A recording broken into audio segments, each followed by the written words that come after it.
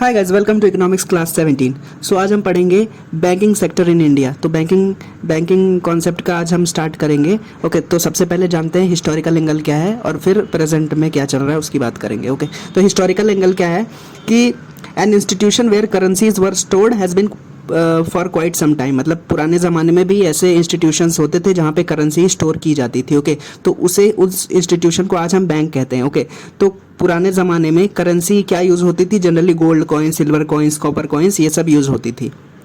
They were used as a medium of exchange, जैसे कि Gupta empire में, मुगल एम्पायर में और इन सब एम्पायर्स में यूज़ होती थी कॉइन्स। ओके, तो कॉइन्स को as a form of tax भी यूज़ किया जाता था। मतलब जहाँ जिस राजा की सरकार है वो अपने लोगों से कुछ टैक्स भी वसूलता था, क्योंकि डेवलपमेंट के लिए चाहिए ना कुछ पैसे, इस वजह से लोगों से टैक्सेशन लेता था। उसमें एक कॉइन भी एक टैक्सेशन का पार्ट हुआ करता था। ओके, बट जैसे जैसे एम्पायर्स बढ़े तो अब मतलब कॉइन्स तो ऐसे हैं कि आप सब लोग तो स्टोर नहीं कर सकते ना, कितनी जगह बनाओगे स्टोर करने के लिए, और उसको उसकी सेफ्टी की भी ज़रूरत है। ओके, सो इसी वजह से बैंक का रिक्वायरमेंट पड़ा कि हमको एक कोई सेफ चाहिए, कोई सेफ प्लेस चाहिए। ओके, तो स्टील सेफ तो पुराने ज़माने में होते नहीं थे, वो तो अभी बनाई गई है, लॉ है स्टील। ओके, तो ancient homes didn't have the steel safe. Okay, तो वेल्दी पीपल क्या करते थे? अपने पैसे कहाँ रखते थे? अपने अकाउंट्स टेम्पल्स में बनाते थे। ओके, तो टेम्पल्स में अपने अकाउंट्स रहते, मतलब जितने भी वेल्दी लोगों के थे, तो temples were acting as a form of bank. Okay, bank temples loan भी दिया करते थे और टेम्पल्स बहुत सारे कैश भी इकट्ठा करके रखते थे। They were used as a place to store like banks do today. Okay, so इसी वजह से आप देखेंगे कि जब पुराने ज़माने में हमारे देश में या फिर कहीं पे भी अटैक्स होते थे ना हमारे देश में बाहर से, तो सबसे पहले टेम्पल्स को लूट किया जाता, मतलब टेम्पल्स को लूटा जाता था। क्यों लूटा जाता था? क्योंकि टेम्पल्स बैंक का काम करते थे। जैसे कि सोमनाथ टेम्पल को कई बार लूटा गया महमूद ऑफ गजनी के द्वारा, तो इसी वजह से लूटा जाता था, क्योंकि they were used temples were acting as banks. वहाँ पे बहुत सारा कैश और बहुत सारे हीरे जवाहरात हुआ करते थे और लोगों के पैसे भी स्टोर हुआ करते थे। Okay, so countries like Greece, Rome and Egypt have given the evidence that temples used to give out loans also, and they used to keep the money safe also. Okay, so this was the reasons temples were ransacked during wars, जैसे कि मैंने आपको बताया, and temples were also lending loans. Okay, so loans to various sovereigns and money lenders भी थे, वो भी temples से लोन लिया करते थे अपने काम को पूरा करने के लिए। और अभी हम जानेंगे कि establishment of bank, the Roman angle, मतलब रोमन स्टाइल क्या है। तो सबसे पहले रोमन्स ने सोचा कि हमें ये टेम्पल्स के फॉर्म को इंस्टीट्यूशनलाइज करना पड़ेगा किसी बिल्डिंग के फॉर्म में, कि मतलब यही है भाई, हम टेम्पल्स पे ज़्यादा रिलाई नहीं कर सकते थे। तो they were the builders and administrators who took the banking out of the temples. Okay, temples मतलब ये बैंकिंग सिस्टम को वो फॉर्मलाइज करना चाहते थे, इस वजह से टेम्पल से मूव आउट करके बिल्डिंग्स और इस तरह की चीज़ें, ऑफिसेज बनाई, ताकि हम बैंक का मतलब काम कर सके। ओके, टेम्पल से बाहर ले जाना है हमें एक इंस्टीट्यूशन चाहिए जो कि बैंक की तरह काम करे। हम टेम्पल्स पे बहुत ज़्यादा रिलाई नहीं कर सकते। ओके, कब तक हम टेम्पल्स को as a form of bank use करते रहेंगे? टेम्पल्स का एक्चुअल काम तो ये है ना कि वहाँ पे पूजा हो, पढ़ाई हो, मतलब पुराने ज़माने में गुरुकुल वगैरह, तो हम ज़्यादा इस पर एक और काम नहीं थोप सकते टेम्पल्स पे, इस वजह से। So these offices and money lenders use to earn profits also, क्योंकि बिल्डिंग बनाएंगे as a form of bank रहेगा तो लोगों को लोन भी देंगे तो प्रॉफिट भी कमाएंगे। ओके, अभी हम नेक्स्ट पढ़ेंगे establishment of bank, the seizure angle. So Julius Caesar का स्टाइल क्या था? तो ही went ahead with the Roman approach. Okay, तो रोमन अप्रोच जैसे था कि टेम्पल से हमें फॉर्मलाइज करना है, आगे बढ़ना है, और तो जूलियस सीजर का जो स्टाइल था वो भी रोमन स्टाइल से भी एक कदम आगे था। कैसे था?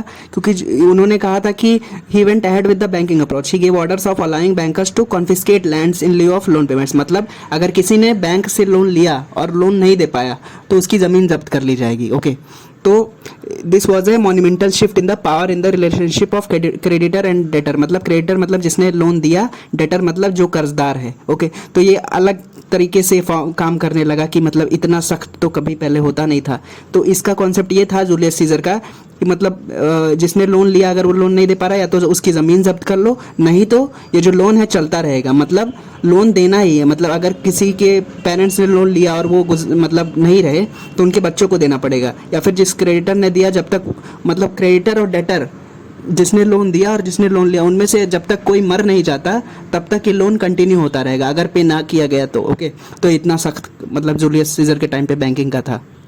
अभी जानेंगे कि बैंकिंग कॉन्सेप्ट मतलब क्या है banking actually. So it is a concept of accepting deposits from the public and also giving loans. Okay, तो कोई भी संस्था को हम बैंक तब कहेंगे जब वो डिपॉजिट्स ले पब्लिक से, और साथ ही साथ जो डिपॉजिट्स ले उसको अपने पास केवल ऐसा रखे नहीं, as a form of dead money रखे नहीं उसको, और आगे लेंड भी करे जिन लोगों को ज़रूरत है। ओके, और उससे जो पैसे लिए हैं लेंड मतलब पब्लिक से जो पैसे डिपॉजिट्स आए हैं उसको और लेंड भी करे और खुद अपने प्रॉफिट के लिए इन्वेस्ट भी करे। तो ये इसी वजह से बैंक पैसे कमाते हैं। मतलब बैंक पैसे कैसे कमाते हैं, जैसे आपने बैंक से 1 लाख रुपए लोन लिया, ओके, और किसी ने बैंक में 1 लाख रुपए पहले डिपॉजिट किया, तो जिसने डिपॉजिट किया बैंक उसको मान लेते हैं, कहेगी कि हम आपको 5% इंटरेस्ट देंगे जिसने डिपॉजिट किया, और वही 1 लाख रुपए में से मान लेते हैं 1 लाख रुपए बैंक फिर आगे किसी को लोन देगा, तो कहेगा, बैंक बोलेगा कि हम आपको लोन दे रहे हैं, हम आपको 15% इंटरेस्ट लेंगे, तो वही जो बीच का 10% बचा वही बैंक का प्रॉफिट होता है। इसी वजह से इसी